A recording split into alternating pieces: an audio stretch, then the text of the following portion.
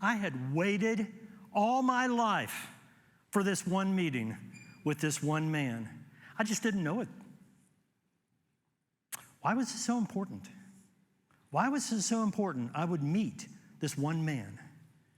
My stomach was somewhat in knots as I walked toward Shoney's restaurant, Charleston, West Virginia. I walked in and she said, "Table for one." I said, "No, there'll be two of us, but I'm here a little early. My name is Kevin Skidmore, and there's be a guy coming in. He's going to look a lot older than I." I was 37 at the time.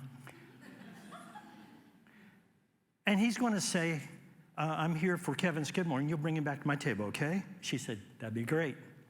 So I went over and I sat down and I began to review in my mind how I was going to meet this man. This could be one of the biggest turning points, changes in my life, in my wife's life, in my kids' life. I know you're asking, well, how do you handle that? I mean, and how did it go? And how did you even prepare for that? Great questions, and I'm glad you asked.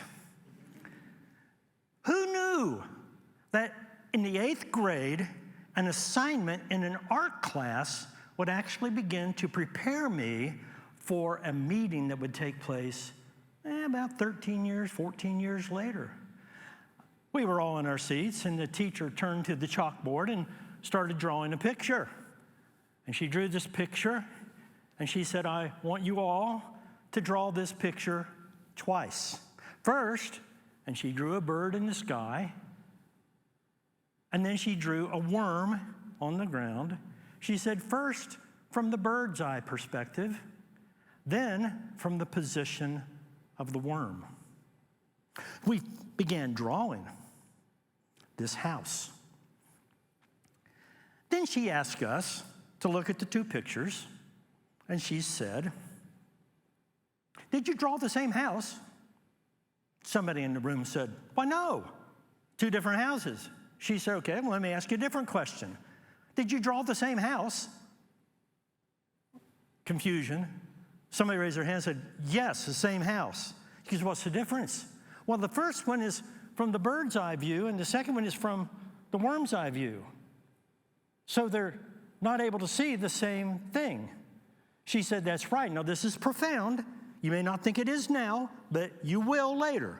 This is profound. You see, you cannot see what you cannot see." We all wrote that down frantically. And later, that made more sense. Put positive terms. You can only see what you can only see. Position, you see, determines perspective.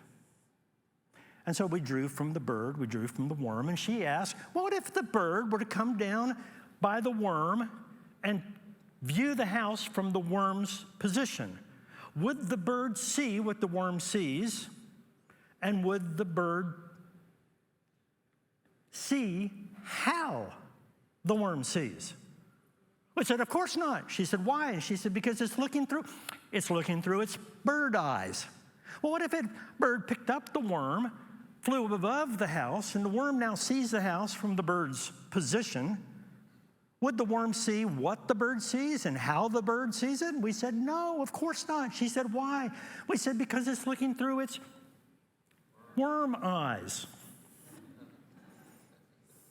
You see, you have experienced the first 3 points of what it takes to develop empathy. First of all, you cannot see what you cannot see.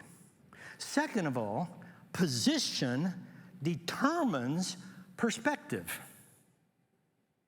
Third, position is more than just location.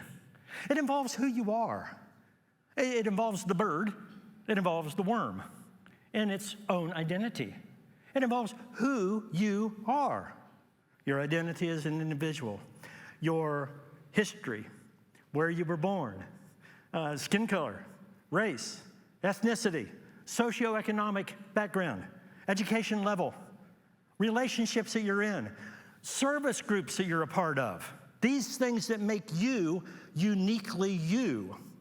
that create the position in life that also determine what you see and how you see it. In fact, let's go a little bit deeper. Let's look at the word disposition, that internal set of qualities of mind and character. This disposition you bring to every event, and you may witness the same thing that the person next to you is witnessing, but do you see the same thing? Do you see it in the same way? Does anyone on this planet have exactly the same view of reality? Now, that was not a rhetorical question. I should see heads going like this or heads going like this, but please, not heads going like this. I think it's important that we understand disposition because there's also something about predisposition that you bring into an event or to a person. Edward Thorndike, back in the 1920s, he coined the term horn effect. Have you heard of the word horn effect or halo effect? The horn effect is where you see someone as being a very negative person, bad, the devil incarnate. And then you hear something good about that individual, and you say, well, he or she might have done something very positive, but I know their motive was this. Because you see, the devil incarnate would never do that for a good reason. That's the horn effect. You attribute to someone else motives for their behavior in a negative way. The halo effect is completely the opposite, where you have a predisposition towards someone that you envision them as being so good that if you hear anything bad about what they've done or what they've said, you immediately attribute a positive turn or you discard it altogether. That just can't be what that person would do or what he would say or what she would do, what she would say. I'm sitting there in the restaurant, 37 years old, waiting for a man that I have never met before. And I've got to tell you, I had already developed a horn effect, even though I didn't know anything about him, except this is my biological father, and this is our first meeting. He's late. I've waited this long. He came in. I'm Jack. I'm Kevin. It's good to meet you. It's good to finally meet you too. Jack, tell me your story. Tell me about yourself. Tell me about your parents. Tell me about your grandparents. Tell me about your siblings. Tell me about your events in life. Tell me about your job. These are questions that I peppered him with, and he answered each of them. Why? I know you're asking that, and that's another good question. Because you see, once you've gained someone's perspective, you understand that perspective influences emotions. The story you tell yourself about reality influences how you feel about that. See, I'm thinking of emotions in terms of like the Greek word pathos, which means more than feeling. Emotion is more than feeling. Emotion would involve and include attitudes and values and belief systems and mindset, how you approach life optimistically or pessimistically, what you expect in the world. These things come out of the story you tell yourself about what you see, what you hear, what you experience. Your position determines your perspective. Your perspective influences your emotions. You say, okay, well, I got it. Position, perspective, emotions. Is that it? Good question again. Glad you asked it. I'll let Aristotle answer that question because about 330 years before Christ, Aristotle said emotions drive behaviors. You ever seen anybody do something that you scratched your head and said, why would he or she ever do that? There's only one way to find out about that. So it was years later when I took argumentation and debate in college that I learned that there are multiple positions on every subject. Multiple positions. So what do you do with that in a debate setting? Well, first of all, you need to recognize there's more than just one position, yours. And secondly, we're not looking at necessarily right and wrong.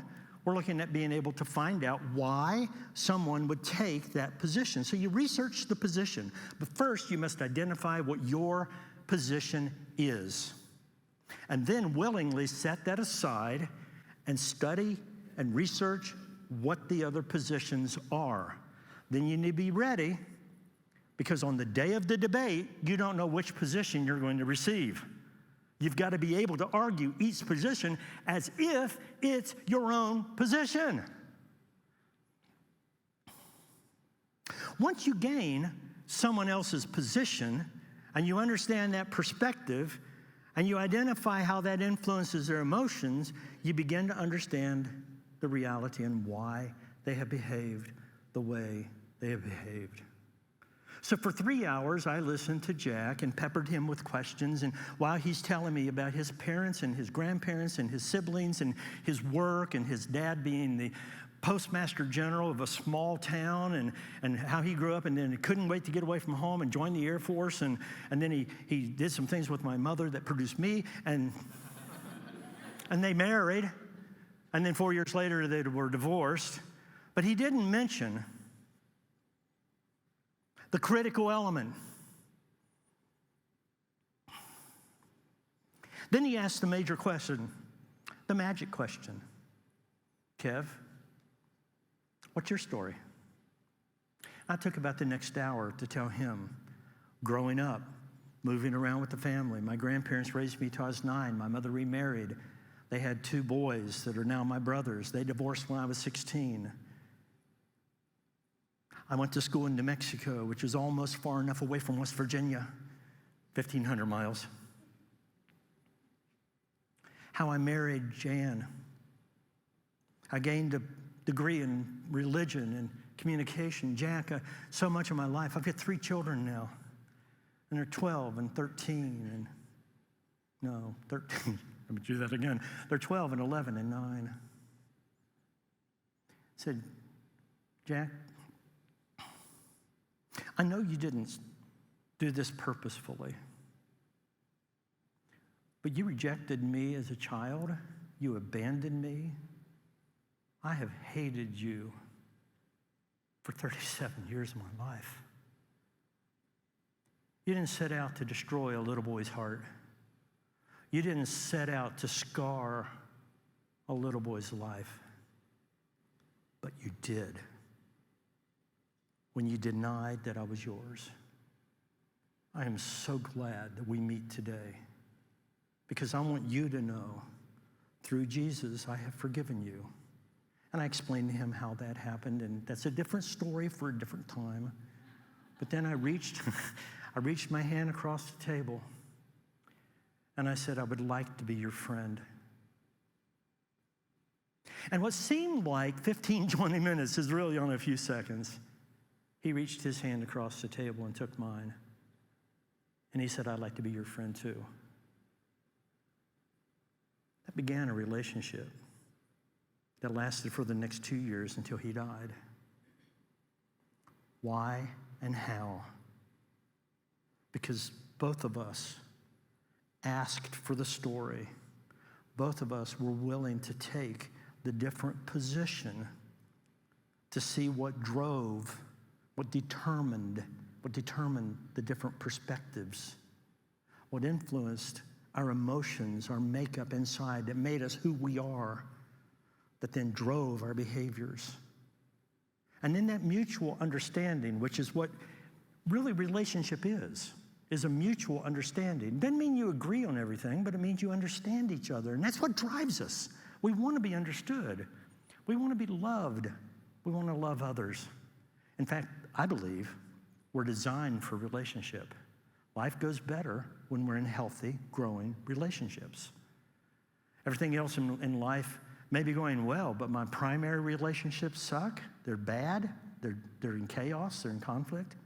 Life sucks, doesn't it? We are designed for relationship. And that mutual understanding, that shared meaning in life where we at least gain each other's perspective and understand, we can reach across and take the hand. It's our willingness to crawl in behind someone else's eyeballs and see life from that position so you can gain that person's perspective, so you can know what has influenced their emotional makeup, so you can see why they behave the way they have behaved. Have I done that enough that you will remember those 4 points? That would be yes, okay. Now, if that's true, look at what happens. The power ingredients of this dynamite of empathy that becomes explosive, that opens the door, that is the key to unlocking relationship, is the ability to ask the questions, tell me your story, tell me about yourself, and keep asking questions. Because look around, the people around you are inexhaustible sources of information about themselves. Keep learning about the person, dig deep. Ask questions, then actively listen. Genuinely listen. Stephen Covey said in 7 Habits of Highly Effective People, seek to understand before you seek to be understood. James said in the New Testament, be quick to listen, slow to speak, slow to anger. I want to suggest to you that those 2 powerful ingredients make up the dynamite that makes the power of empathy. And that will unlock your relationships with others. I'm Kevin Skidmore, and I would love to get a cup of coffee with you and ask you, tell me your story, would you? Thank you.